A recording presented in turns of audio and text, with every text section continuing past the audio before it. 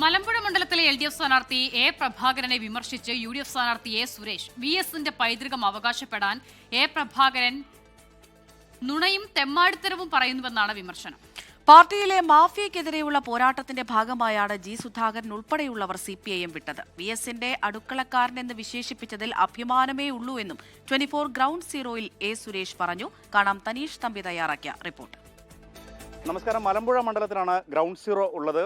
വളരെ ശ്രദ്ധേയമായ മത്സരം നടക്കുന്ന മണ്ഡലമാണ് മലമ്പുഴ. CPIMന്റെ കോട്ടയാണ് മലമ്പുഴ മണ്ഡലം. VS അച്യുതാനന്ദന്റെ മണ്ഡലം എന്ന വിശേഷണം കൂടിയുണ്ട്. ഇവിടെ ഇത്തവണ മത്സരത്തെ ശ്രദ്ധേയമാക്കുന്നത് CPIMന്റെ സ്ഥാനാർത്ഥി VSന്റെ അനുയായിയായിരുന്ന എ പ്രഭാകരനാണ്.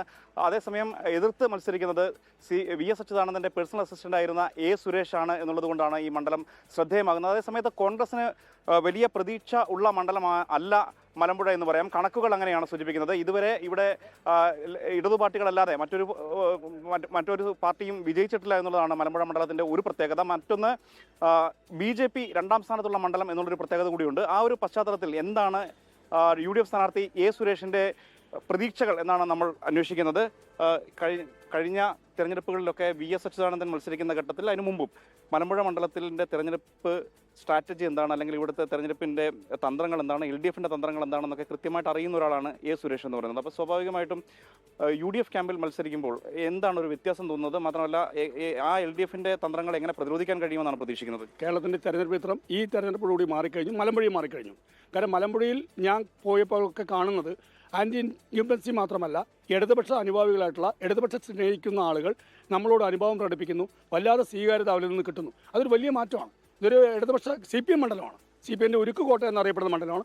അവിടെ നിന്നാണ് എനിക്ക് സ്വീകാര്യത കിട്ടുന്നത്. സ്വാഭാവികമായിട്ടും അതൊരു പ്രതീക്ഷയാണ്. എന്തായാലും ഇത്തവണ UDF വിജയിക്കുന്നുള്ള ഒരു പ്രതീക്ഷയിലാണ് ഞാൻ നിൽക്കുന്നത്. CPMനെ സംബന്ധിച്ചിടത്തോളം പാർട്ടിയിൽ നിന്ന് ഒരാൾ പോയാൽ, പാർട്ടിയോടൊപ്പം നിൽക്കുന്ന ഒരാൾ പോയാൽ അയാൾ വർഗ്ഗവഞ്ചകനാണ്. ഇത്തവണ അങ്ങനെയുള്ള ഒരുപാട് ആളുകൾ മത്സരിക്കുന്നു എന്നുള്ളൊരു പ്രത്യേകത കൂടിയുണ്ട് ഈ തെരഞ്ഞെടുപ്പിന്. അപ്പോൾ CPMന്റെ ഭാഗത്തു നിന്നുള്ളൊരു പ്രതികരണം എങ്ങനെയാണ്? ആദ്യഘട്ടത്തിൽ അങ്ങനെ തന്നെ സൂചിപ്പിച്ചിരുന്നു MV ഗോവിന്ദന്റെ പ്രസ്താവന വലിയ വിഷമം ഉണ്ടാക്കിയെന്നൊക്കെ. അതിനുശേഷവും പിന്നീട് എങ്ങനെയാണ് CPMന്റെ ഒരു പ്രതികരണം വരുന്നത്? അല്ല, താഴത്തെ CPMനെ സ്നേഹിക്കുന്ന ആളുകളാരും എന്നെ വളരെ മോശമായിട്ട് പറയുകയോ പ്രവർത്തിക്കുകയോ അല്ലെങ്കിൽ അത്തരത്തിലുള്ള പ്രതികരണം ഉണ്ടാവുകയോ ചെയ്തിട്ടില്ല. ചില നേതാക്കൾ ഇപ്പോൾ MV ഗോവിന്ദൻ മാഷ് പറഞ്ഞാൽ 100 തവണ അപ്പീൽ കൊടുത്താലും തിരിച്ചെടുക്കില്ല എന്നൊക്കെ പറഞ്ഞാൽ വലിയ ഒരു മനുഷ്യൻ നിലയ്ക്ക് വലിയ വിഷമമുണ്ടാക്കി. ഞാനൊരു CPM വിരുദ്ധനായിരുന്നില്ല. ഞാൻ പാർട്ടിയിലെ മാഫിയക്കെതിരെ VS നടത്തിയ പോരാട്ടത്തിൻ്റെ ഒപ്പം നിന്നു. ആ മാഫിയ രാഷ്ട്രീയത്തിനെതിരെ, ആ വലതുപക്ഷ വ്യതിയാനത്തിനെതിരായിട്ടുള്ളൊരു പോരാട്ടത്തിൽ ഞാൻ കൂടെ നിന്നുള്ളത് വാസ്തവമാണ്. അതുകൊണ്ട് പുറത്താക്കപ്പെട്ടു. എ സുരേഷിനെ സംബന്ധിച്ച് എതിർ സ്ഥാനാർത്ഥി തന്നെ പറഞ്ഞത് VS അച്യുതാനന്ദന്റെ സ്റ്റാഫ് ആയിരുന്നു എന്നുള്ളതാണ്. മാത്രമല്ല VS അച്യുതാനന്ദന്റെ അടുക്കളക്കാരനാണ് എന്ന രീതിയിലുള്ള അർത്ഥത്തിലുള്ള പരാമർശമാണ് നടത്തിയത്. അതിനെങ്ങനെയാണ്? അതായത് VSന്റെ ലെഗസി അവകാശപ്പെടാൻ വേണ്ടി അദ്ദേഹം ശുദ്ധ നോണയും തെമ്മാടിത്തരം പറയാണ്. അടുക്കളക്കാരൻ എന്ന് പറയുന്നതിൽ എനിക്ക് അഭിമാനമേ ഉള്ളൂ. കാരണം VSന് മാത്രമല്ല, എല്ലാവരുടെയും അടുക്കളയിൽ കയറ്റുന്നത് നമ്മളെ കുടുംബത്തിൽ പിറന്നവരും ഏറ്റവും വിശ്വസിക്കാൻ പറ്റുന്നവരെ നമ്മൾ അടുക്കള വരെ കയറ്റുള്ളൂ. അല്ലാത്തവരെ മുറ്റത്ത് നിർത്തി നമ്മൾ ഹായ് പറഞ്ഞു വിടും. ചിലവരെ പൂമുഖപ്പടിയിലിരുത്തും, ചിലവരെ സിറ്റൗട്ടിലിരുത്തും. അങ്ങനെയാണ് നമ്മുടെ പതിവ്, കേരളത്തിൻ്റെ സംസ്കാരത്തിൻ്റെ പതിവാണ്. ഇദ്ദേഹം പറയുന്നത് എന്നെ അടുക്കളക്കാരൻ. ഞാൻ അഭിമാനിക്കുകയാണ്. അദ്ദേഹത്തിന് ഏതെങ്കിലും വീട്ടിൽ അടുക്കളയിൽ കയറാൻ പറ്റുമെന്നുള്ളത് അദ്ദേഹത്തോട് ചോദിക്കുക. ഇപ്പോൾ BJP ആണ് രണ്ടാം സ്ഥാനത്തുള്ളത്. സ്വാഭാവികമായിട്ടും അത് മറികടന്ന് വേണം നമുക്ക് ഒന്നാമതെത്തണമെങ്കിൽ. അപ്പോൾ അതെങ്ങനെയാണ് ആ ഒരു കണക്ക് എങ്ങനെ ശരിയാവുക? ഞങ്ങൾ മത്സരത്തിന് വന്ന് ഒരു ഘട്ടം കഴിഞ്ഞപ്പോൾ BJP അപ്രസക്തമാവുന്ന കാഴ്ചയാണ് ഞാൻ കണ്ടുകൊണ്ടിരിക്കുന്നത്. സ്വാഭാവികമായിട്ട് പോസ്റ്ററും ബാനറൊക്കെ വന്നിട്ടുണ്ട്.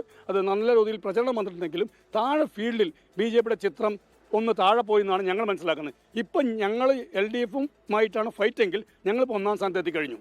ഞങ്ങളുടെ ഫീഡ്ബാക്ക് എങ്ങനെയാണ്? ഞങ്ങളുടെ വിലയിരുത്തലനുസരിച്ച് ഞങ്ങളിപ്പോൾ നേരിയ ഭൂരിപക്ഷത്തിന് ഒന്നാം സ്ഥാനത്ത് എത്തിക്കഴിഞ്ഞു. ഇനി ലാസ്റ്റ് ലാപ്പാണ്. ലാസ്റ്റ് ലാപ്പോടുകൂടി മികച്ച ഭൂരിപക്ഷത്തോടെ UDF ഇവിടെ ജയിക്കും. അപ്പോൾ എല്ലാവിധ ആശംസകളും. Thank you.